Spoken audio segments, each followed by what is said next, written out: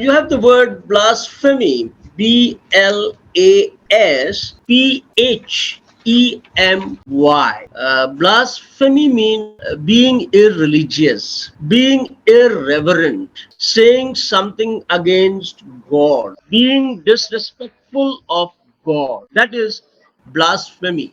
Being profane. Elvis Presley fans think that any criticism of him is blasphemy. That would happen only if you consider Elvis Presley nothing less than a god. Wearing shoes in a temple or in temple is a blasphemy. It is sacrilege. You have the word sacrilege, right? Profanity, irreverence, irreligiosity. That is what you call is blasphemy. The opposite would be, of course, reverence, devotion, piety, Piety, respect, deference, Deference, veneration.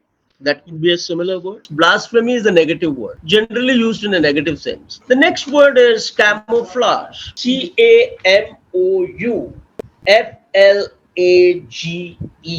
A disguise. It is a concealment. It is a mask. It is a veil. VEIL, veil. It is a curtain. She tried to camouflage her anger, but her actions revealed it. That is concealed, disguise. Or you have the lizard's light brown skin acts as a camouflage in the desert sand. The foreign spy was in camouflage that he could not be easily detected for a long time, right? Or somebody may be very unhappy. You say that, well, he camouflaged his feelings and smiled. Incognito may not be strictly a synonym, it's more or less a similar word. You can travel incognito, that is without any kind of recognition. He might use a camouflage to be incognito. You have the next word, chide, CHIDE, chide. It means to scold, to speak to someone severely. Remonstrate is a similar word. REMONSTRATE. Even the word chastise, CHASTISE, that is also a similar word. You reproach, you upbraid someone, that is chiding. Grandma began to chide Pattu for his lying. She chided him for his bad manners. The antonym would be to extol, to glorify, to praise. The next one is congenial. CONGENIAL.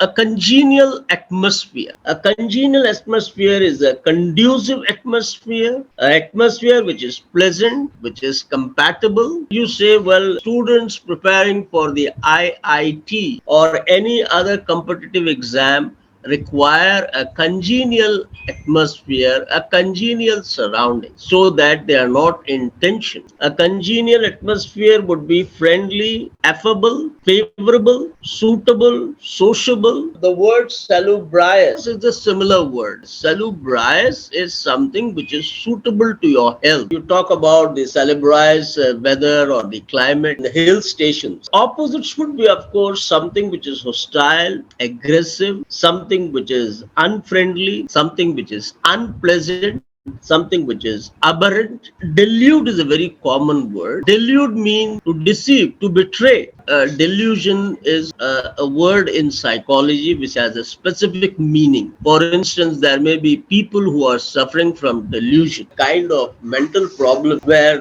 the man deceives himself into believing that he is someone else. Basic meaning is, of course, deceiving, misleading, betraying. The mistress deludes herself into believing that a lover will leave his wife and marry her. That is, she deceives herself. The next word is docile. Docile is manageable, submissive, tractable, quiet and easy to influence, persuade or control, easily managed. It is always easy to control docile animals. The docile people in a country who are befooled, who are deluded into voting for the wrong people. The opposite would be rebellious, wild, stubborn, obstinate, intractable, refractory, adamant. Now we have this word egregious. EGREGIOUS.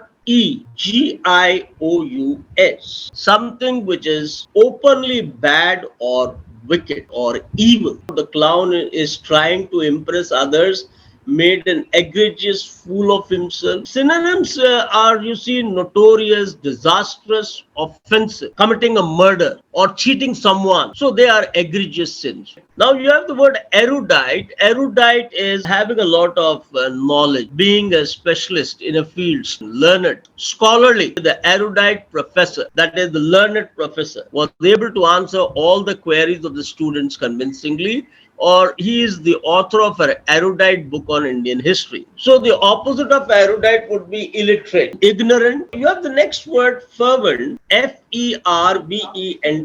The fervent is an adjective here, and when you use it as a noun, you say fervor, the ardent, passionate feeling. You say the student spoke with great fervor. Opposite of fervor would be apathetic, unfeeling, uncaring, unconcerned. Indifferent is a similar word, or the word phlegmatic. Now we come to the next word, gourmand. Gourmand.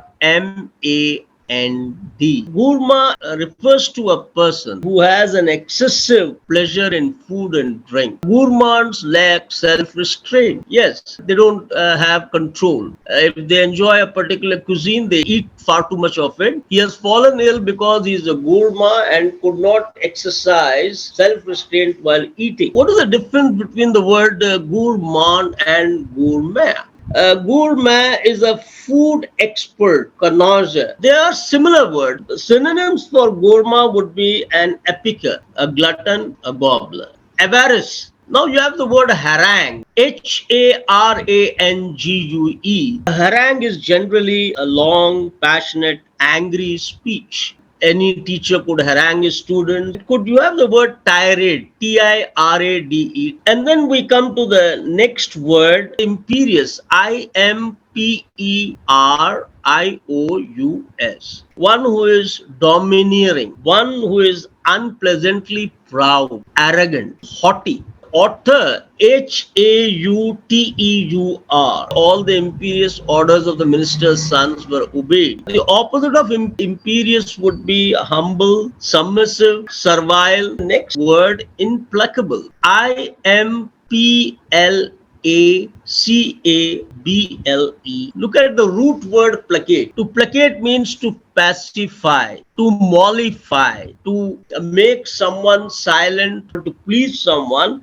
So if you're not able to do that, if that person isn't easily pacified or placated, you describe that person as implacable. See, his feelings are impossible to change and incapable of being pacified. It is generally used in a negative sense. The implacable hatred that some people have for others. That is hatred that which cannot be pacified. Jayachandra was the implacable enemy of the Chauhan family. He remained implacably opposed to the idea. Being relentless, being ruthless, being inflexible, being unrelenting. You see. The opposite would be being lenient or tolerant. Next word is inundate. Inundate.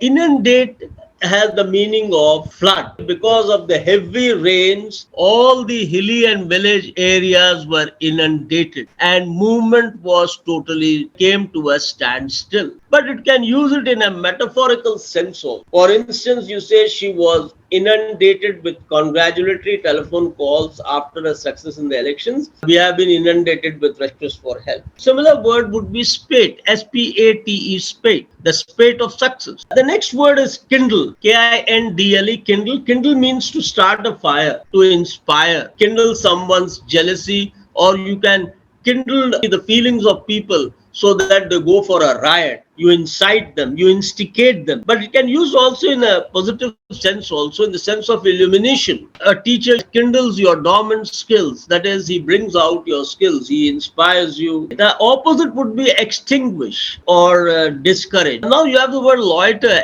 Loiter, loiter. And loiter is to move around aimlessly without any obvious reason. You hang around, linger, loafing, dawdling. The policeman told him not to loiter in the valley. Don't loiter, you have a train in a short while. The opposite of loitering would be to hastening or hurrying. The next word is maim, M-A-I-M, maim. Maim means to injure, to wound, W-O-U-N-D, to bruise, B-R-U-I-S-E.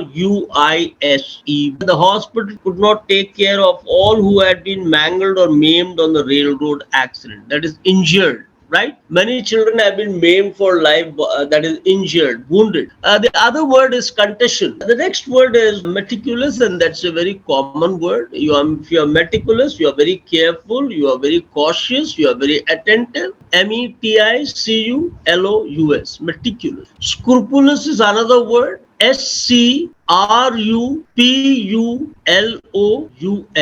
Scrupulous also means conscientious. That is listening to your conscience. The principal is so meticulous with regard to punctuality that tardiness is almost anathema to him. An anathema is a taboo, something which is prohibited. That is an anathema. Meticulous is very careful, very punctilious, very much painstaking. The opposite would be careless, sloppy. The next word is nefarious. Nefarious, nefarious. And nefarious means wicked, evil, or immoral. The synonyms are sinister, abominable, detestable, heinous. The villain's crimes, though various, were all nefarious. That is, they were wicked crimes, sinister crime, abominable, that is hellish, infernal, that is detestable, disgusting. So the opposite would be upright, honest, reputable, admirable. Now you have the word